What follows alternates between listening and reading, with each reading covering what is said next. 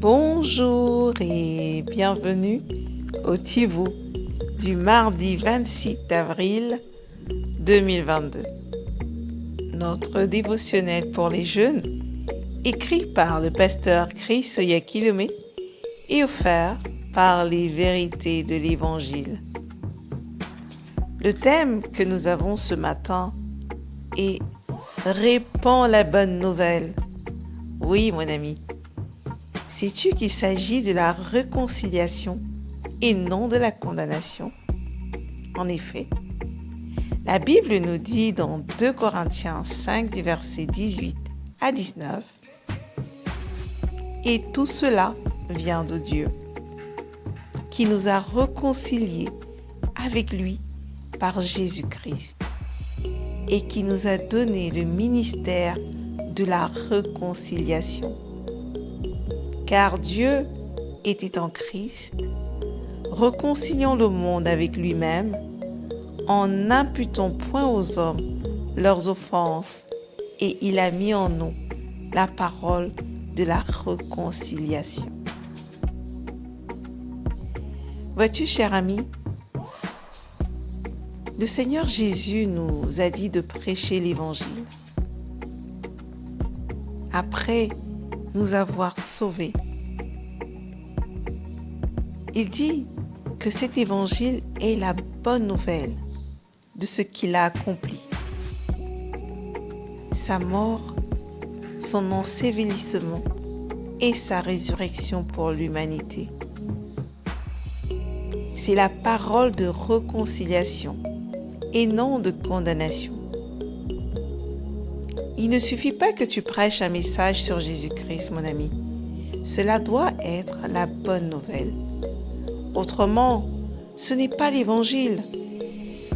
L'Évangile pour le pécheur est que la vie éternelle de Dieu lui est maintenant disponible et qu'il n'a plus à vivre dans le péché, la culpabilité ou encore la condamnation. Cela signifie que ce message doit réjouir le cœur du pécheur et lui montrer combien Dieu l'aime, indépendamment des mauvaises actions qu'il a commises et que Jésus a déjà porté le châtiment de ses péchés.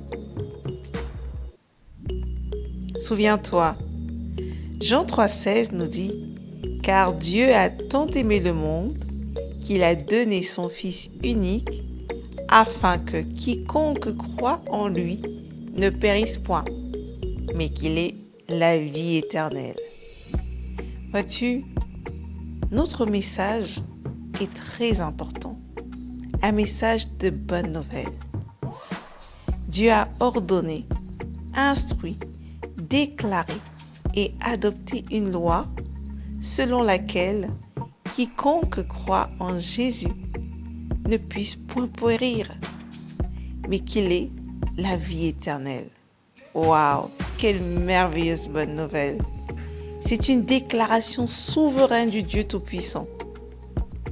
Par conséquent, mon ami, lorsque tu évangélises, lorsque tu gagnes les personnes à Christ, ton message au peuple du monde devait être « Hey guy, si tu crois en Jésus-Christ, tu recevras la vie éternelle.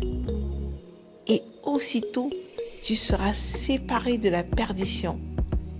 Les ténèbres s'en iront et tu deviendras une nouvelle création.